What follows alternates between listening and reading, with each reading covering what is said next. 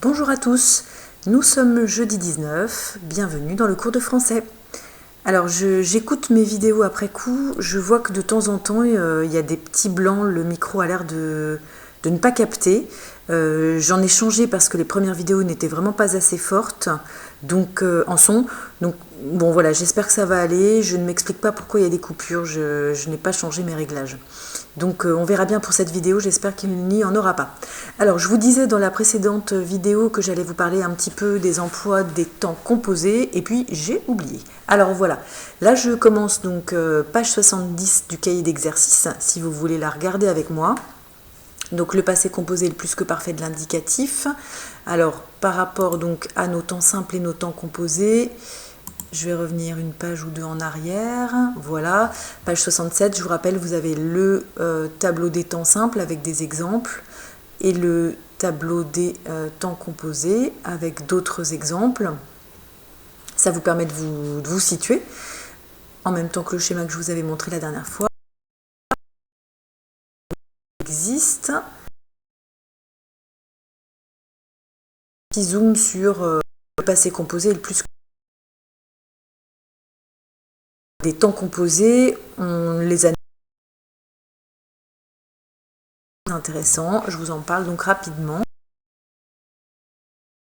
On parle du passé composé, donc le passé composé et tous les autres, qu'un auxiliaire avoir ou un auxiliaire être, plus donc le participe passé du verbe. Vous savez ça par cœur.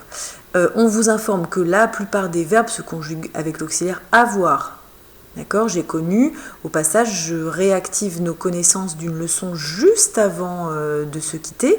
Donc, il n'y aura pas d'accord du participe passé avec le sujet qui est là, J', quand on a l'auxiliaire avoir qui est employé pour cette conjugaison.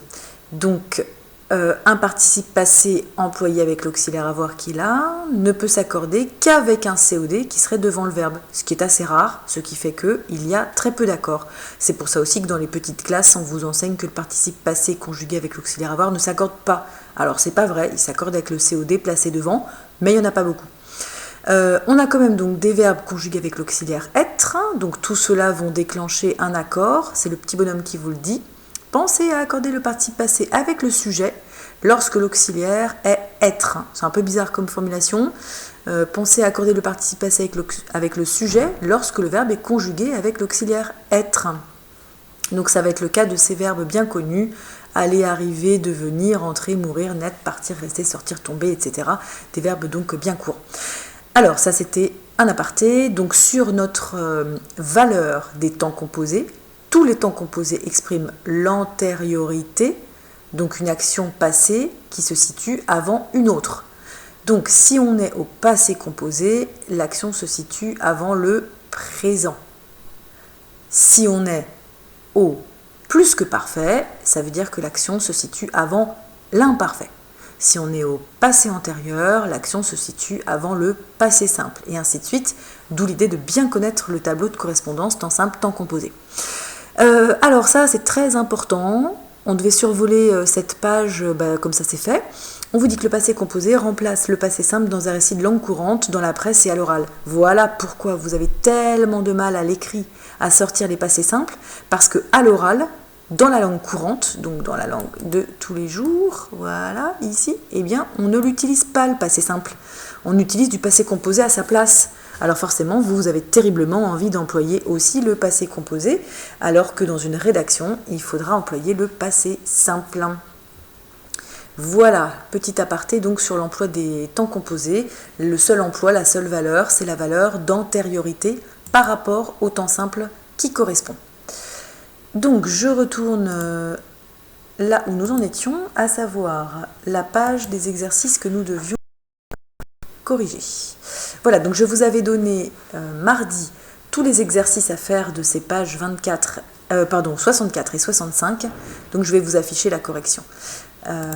Qui se trouve bien sûr dans votre drive, mais du coup là vous n'avez pas vraiment besoin d'y aller. Donc on vous demande de souligner les verbes conjugués au présent, ça c'est vraiment facile, et de barrer la mauvaise réponse. Hop là. Donc rien ne sert de courir, il faut partir à point. C'est un proverbe qui est à la fin d'une des fables de La Fontaine. Celle du lièvre et de la tortue est donc présente de vérité générale. Une grande prairie longe la rivière. Alors là, on est plutôt donc sur un présent d'actualité. Pourquoi pas un présent de description, franchement. Il ne vous était pas proposé, mais ce serait aussi logique. Les soirs d'été, la famille dîne sur la terrasse. Alors là, on est sur du présent d'habitude parce que vous avez le complément circonstanciel de temps ici qui vous dit bien que c'est une habitude. Le train arrive. Ah bah, présent d'actualité, c'est maintenant tout de suite, c'est même entre guillemets un morceau de dialogue. Enfin, de dialogue, en tout cas de paroles rapportées au style direct. Les clowns se bousculaient quand un enfant se lève. Ah voilà, présent de narration, puisque on est dans le cas où on a un verbe au passé. En réalité, pour vraiment que ce soit bien net pour vous, il faudrait qu'on ait tout un paragraphe au passé avec ce seul verbe au présent. Voilà, les enfants se lèvent, donc dans ce récit qu'on imagine au passé, les clowns se bousculaient, ils faisaient un spectacle, et ceci et cela. Voilà pour l'exercice 1. Exercice 2. On souligne toujours les verbes au présent, et là, cette fois-ci, sans proposition, c'est à vous de trouver tout seul le bon emploi. Les baleines sont des mammifères, et oui, présent de vérité générale, là pour le coup, personne ne peut dire le contraire. Le mercredi, c'est l'habitude du mercredi, on a toujours notre complément circonstanciel de temps, c'est tous les mercredis, donc habitude. La robe de la fée brille de 1000 paillettes, description. Les sportifs s'entraînaient dans le stade, mais un orage éclate. Hop là, on a un verbe au passé, un verbe au présent, donc ce petit mélange nous signale que c'est un présent de narration. Et puis voilà, encore un exemple de style direct. Cette pièce me réjouit. Voilà ce qu'on est en train de dire. Donc présent d'actualité, c'est ce qu'on dit maintenant tout de suite. Enfin, pardon, c'est ce qu'on dit maintenant tout de suite, quand bien même ce verbe est au passé. S'exclama la jeune femme, elle l'a dit il y a longtemps, mais au moment où elle l'a dit, c'était son actualité à elle, d'où le présent d'actualité. Exercice 3. Souligner les verbes conjugués au présent. Et ensuite, on va avoir des petites choses à faire. Donc ça, c'est pas ce qu'il y a de plus difficile. Recopier les verbes qui sont au présent d'actualité, d'habitude et de narration. On va voir ça ensemble. Alors, on a bien sûr des verbes au passé. Je trouve cette chanson stupide déclara la mère Michel, ça on sait que c'est un passé simple. Et moi, répondit, un autre passé simple. Depuis ce temps-là, le père Lustu crut vite heureux, etc. Donc là, a priori, on n'a plus que des présents. Allez, c'est parti. Voilà. Donc vous avez tous vos verbes au présent. L'idée, c'est de ne pas en avoir oublié. Alors, présent d'actualité, je trouve, et oui, c'est ce qu'elle disait, ici aussi. C'est ce qu'il dit lui. Présent de narration, vie cultive. Alors attendez, je suis en train de réfléchir. Oui, d'accord. Et présent d'habitude, rencontre, chante, donne. Alors, présent de narration, je ne sais pas si vous avez trouvé, parce que c'est pas évident. On a l'indication que ce texte est au passé uniquement avec déclara et répondit. C'est peut-être pas tout à fait suffisant. Il aurait fallu que vous ayez un texte au-dessus, là, plus long au passé, pour que vous soyez sûr que tous ces verbes-là sont des présents de narration. Parce que finalement, c'est évidemment que ce sont des présents d'habitude, puisqu'on a chaque fois, mais enfin, vu qu'ils sont dans un contexte au passé, on pourrait dire aussi que ce sont des présents de narration, finalement. Bon, là, je trouve que l'exercice n'est pas des plus clairs pour vous, on va dire. Ah ben voilà un livre que j'avais prévu de vous donner à lire, malheureusement, pour bientôt. Bon ben, on va faire différemment. Allez, on enchaîne avec l'exercice 4. Donc l'exercice 4 concerne le futur cette fois-ci. On vous demandait de distinguer donc les ordres au futur du reste. Donc vous lancerez le ballon, ça c'est plutôt un ordre. Les vacances commenceront, une action donc, dans l'avenir. Le 14 juillet, une action dans l'avenir. Et tu vérifieras, là on est plutôt sur un ordre. Bon, j'imagine que ça n'a pas dû vous poser beaucoup de soucis. Ensuite, 5. L'exercice 5 concernait l'imparfait et le passé simple, dont en réalité la leçon est juste en dessous. Donc si je vais trop vite dans mes corrections à cet écran, donc je vous rappelle, vous les avez dans le drive pour les reconsulter, sinon vous pouvez aussi mettre pause. Donc les verbes au passé simple, vous avez dû les entourer ici, et puis marquer donc si c'est second plan ou premier plan. Alors si vous avez bien appris votre leçon, vous savez, sans même entourer quoi que ce soit, que le passé simple, ce sont les actions de premier plan. Ensuite, donc, on vous demande de souligner les verbes à l'imparfait, donc entourer les uns, souligner les autres, et puis de voir un petit peu ce que ces verbes expriment. Alors, les verbes à l'imparfait, donc il y en avait 4, et un seul verbe à entourer au passé simple. Tiens, bah là, ils n'ont pas coché, je ne sais pas si je peux le cocher moi ici, non, je ne peux pas, donc en tout cas, c'est premier plan. Alors, dans les verbes à l'imparfait, ceux qui expriment une action longue en cours de déroulement, on a ces deux-là, gardait et était en train de jouer ici. L'action répétée, c'est offrait parce qu'on a chaque jour, juste avant. Et la description était un jeune homme très beau. Voilà ici, ce berger était un jeune homme très beau, donc bien entendu, c'est une description du berger. Donc si jamais cet exercice pour vous n'était pas encore très réussi, il y en a d'autres à la page d'après pour continuer l'entraînement. Voilà. Donc souligner les rédactions, c'est simple et on précise de il n'arrive qu'une seule fois, ou bien quelque chose circonstanciel de temps. Toute leur vie, on a toute leur temps, donc c'est une action avec des bornes précises. L'action de premier plan, juste avant, donc souvent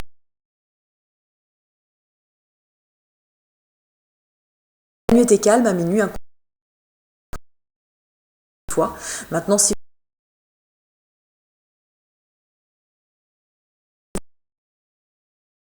en un clin d'œil,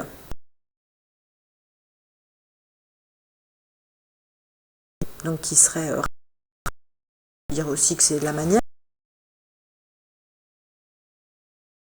la piste, l'action de premier plan, donc l'action de second plan à l'imparfait.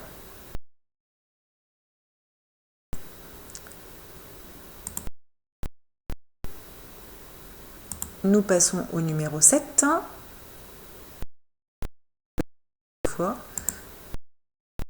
À quel temps les verbes en gras sont-ils conjugués?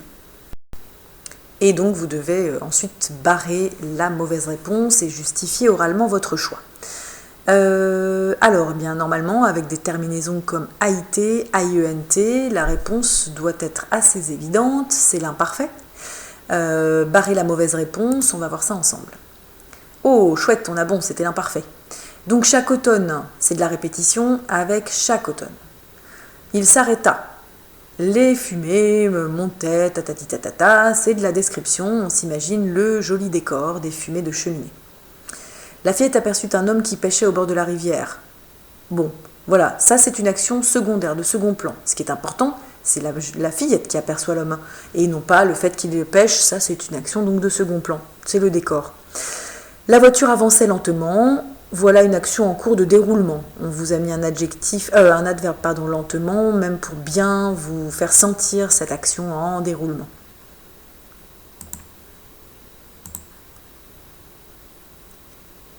Le 8. Ici, donc, on vous demande de souligner les verbes à l'imparfait et d'arriver à faire le choix donc entre le déroulement, l'habitude ou l'arrière-plan, c'est-à-dire description, action secondaire, ce que nous venons de voir. Alors, hop là, les verbes à l'imparfait, ils sont soulignés ici maintenant. Donc, les spectateurs battaient des mains lorsque parut leur idole, action secondaire, parce que l'action principale, elle est ici au passé simple. Il vit un arbre majestueux, voilà une action peut-être plus importante, plus percutante. Et l'arbre qui étendait son feuillage, c'est de la description, et c'est aussi une action de second plan. Enfin, c'est pas une action en fait, c'est plutôt de la description, c'est le décor. Le vendredi matin, elle allait au marché. Maintenant, normalement, vous avez bien dû comprendre, le vendredi matin, on a une indication de la fréquence, donc c'est l'habitude. Et puis donc le vent froid qui soufflait depuis 3 jours, avec la longueur ici depuis 3 jours, c'était un peu comme notre lentement de tout à l'heure. Ce complément circonstanciel donc va pouvoir nous indiquer qu'il s'agit d'une action en cours de déroulement.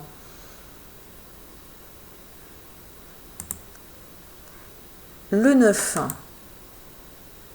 Ah, voilà un exercice plus intéressant.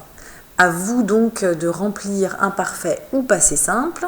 Donc 2 compétences ici. D'abord ne pas se tromper dans le choix des temps. Et ensuite l'orthographier correctement. Allez. Donc la jeune fille se retrouvait seule. Elle ne savait plus que faire et dans son trouble approcha de la fenêtre. Alors elle vit venir 3 femmes. Celles-ci restèrent un moment sous la fenêtre et lui demandèrent ce qu'elle avait. Elle leur raconta sa détresse et elles lui offrirent leur secours. Alors, on peut avoir des petites variantes.